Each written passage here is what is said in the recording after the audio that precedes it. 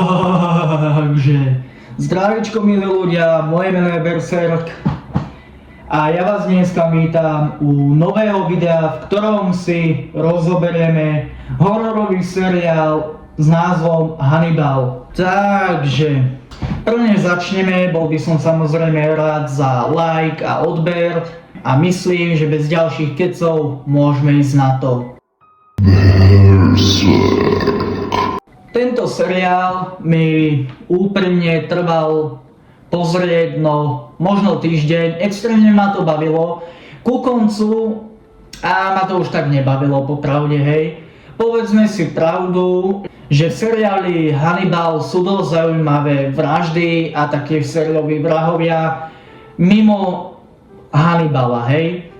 Mali sme tam Bee Killer. To bol ten, čo proste z ľudských tiel svojich obetí, ktoré zabil, vytváral včelie úly, plasty, kde vlastne toto ľudské telo slúžilo včelám ako včelí úl. Je možné, že tu máme cílevědomého a taky věřícího jedince. Jak to? V hinduismu je med jedním z 5 elixírů nesmrtelnosti. V křesťanství se včela považuje za symbol Krista. Na jedné straně má jeho soucit a jemnost, na straně druhé spravedlnost starého zákona. Jo. Jak dlouho už tu je? Podle rozkladu bych řekl 2 týdny. Což dává smysl i podle množství medu. To se včely přirozeně usazují v lidských mrtvolách? Ne, oběť někdo úmyslně reorganizoval jako včelí. Úmyslně? Lidem často život moc dobře nejde, protože velmi často neznají sebe. A to není dobré. Pan Halloran si neuměl představit důstojný konec života, takže je mnohem lepší umřít, tedy pro mě, umřít na mechu, s hlavou u včel. Potom sme tam mali Mushroom Killera, ktorý vlastne na ľudských pozostatkoch, na ľudských telách zaživa pestoval hryby, pochovával ich do zeme zaživa, zdrogoval ich heroínom. Dobře, máme tu 9 těl. Pohřbil je do kompostu s obsahem živin. Pohřbil je zaživa s úmyslem je tak udržet, teda aspoň na chvíli. Nesvazují mu nohy ani ruce, když ho pohřbívám do tichého hrobu. Je naživu. Ale už nikdy nenabude vědomý. Neví, že umírá. To není možné.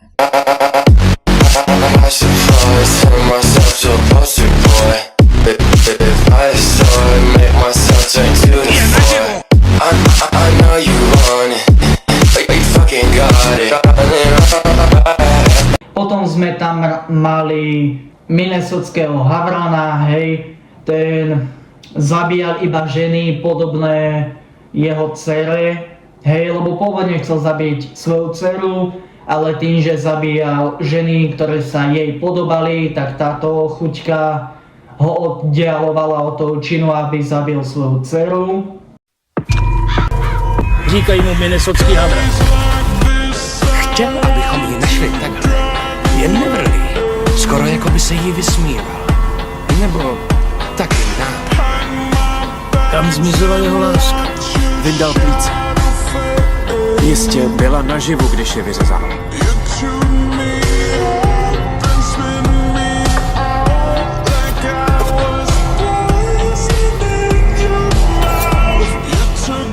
Náš kanibal miluje ženy.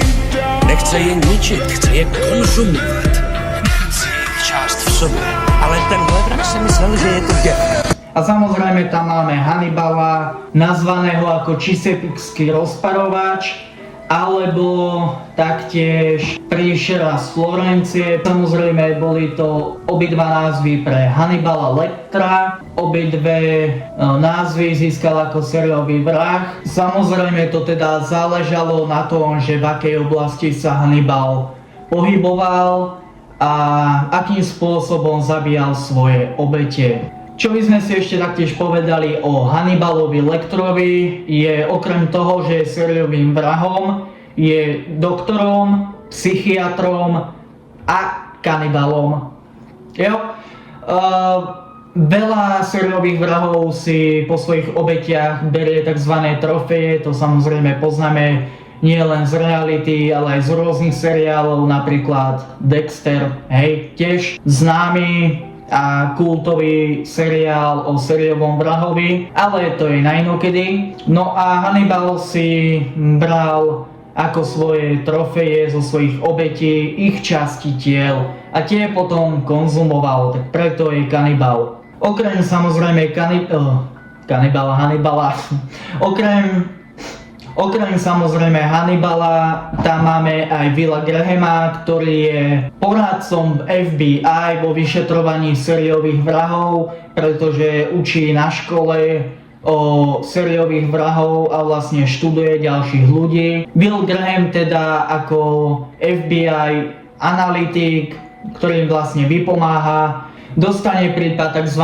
Minnesotského havrana, ktorý zabíja teda ženské obete a on vlastne má z tohto sériového vraha vytvoriť profil, má nájsť motív, má zistiť, kto to je a prípadne jeho najbližšiu a ďalšiu obeť. Do toho nám prichádza teda Hannibal, ktorý sa stane Willovým Grahamovým osobným psychiatrom, budú mať proste psychiatrické konzultácie, sedenia. No a v tomto čase sa Hannibal dozvedá o ochorení Willa Grahama, pomimo toho, že prípad Minnesotského havrana, rozluštenie toho teda sa mu strašne vrilo do pamäti, lebo toho Minnesotského havrana, toho sériového vraha zabil. Zisťuje teda Hannibal, že Will Graham má nádor na mozgu, ktorý mu spôsobuje halucinácie a vlastne tým, že je Will Graham Hannibalov pacient, tak sa Hannibal rozhodne, že to bude jeho pokusný králik, hej, bude na ňom experimentovať, možno kúsok pre budúcnosť vedy, ale tak 70% pre jeho sobeckosť. Takže mu bude do hlavy vkladať rôzne námety, bude s ním manipulovať, no a bude ho vlastne využívať. No, najzvláštnejšie na tomto seriáli je vzťah detektívov Willa Grahama a Hannibala. Ich vzájomný vzťah, taktiež ostatných psychiatrov. Už nejakú tú dobu sa v seriáli vedelo teda, že Hannibal je chesapeakeský rozparovač a nič sa s tým nerobilo. Vedelo sa to, ale bolo to také, nepovedalo sa to nahlas, hej, vedeli to oni a nič proti tomu nepodnikli. Samozrejme všetci vedeli, že by Hannibal zabil, na to bol asi ten najväčší problém, ale ich vzťah je extrémne komplikovaný, hej. Poviem zo pár príkladov. Hannibal svoju osobnú psychiatričku už v druhej sérii nechal bývať s ním a ona tam zostala iba pod hrozbou toho, že vedela, že kým nebude čas odchodu, či už dobrovoľného alebo smrťou, tak by ju Hannibal nepustil a zabil by ju. Doslova sa prišlo na to, že Hannibal svoje obete konzumuje, teda nie celé, ale nejaké časti z nich a on si ju vykrmoval, hej. Dávali rôzne kulinárske špeciality, aby jej vnútornosti určité alebo jej mäso chutilo preňho dobre. Takže on si ju vykrmoval, aby dostalo jej telo príchuť, vôňu pre to, keď ju bude konzumovať. A ona o tom vedela a nic s tým nerobila proste. Will Graham vedel, že Hannibal je sériový vrah. Vedel, že sa mu špáral v hlave a manipuloval ním a nič pre to neurobil. Ako boli tam scény proste, kedy ho chcel zabiť a kedy ho ochránil pred FBI. Keď FBI mala prísť za Hannibalom, tak dostal Hannibal od Willa Grahama, ktorý pracuje s FBI, telefonát, že už o ňom vedia, že idú po ňom. Will Graham si teda myslel, že Hannibal ujde, no nie, Hannibal sa im postavil, bodol Willa Grahama, ale on ho bodol tak, aby to Will Graham prežil, lebo mali ten zvláštny vzťah proste, taký špecifický, hej, raz ho zabiť chcem, raz nie a navzájom to bolo, hej. Takže on ho doslova bodol nožikom do brucha, ale bodol ho iba natoľko, aby to prežil. Hannibal je však vyučený psychiater, je doktor a taktiež sa vyzná v ľudskom tele a je výborným chirurgom. Takže on presne vedel, kde ho má bodnúť a bodol ho tak, aby mu ublížil, on to cítil, ale nezomrel. Lebo mal s ním ďalšie plány a mali medzi sebou vzťah. Zvláštny vzťah. Chvíľu to občas prisám Bohu, že vypadalo, aké by boli buzeranti, gejovia. A takýto vzťah mal aj s hlavným vyšetrovateľom pre FBI, ktorý vlastne naháňal sériových vrahov, medzi ktorými bol aj Chesapeakeský rozparovač, čiže alias Hannibal.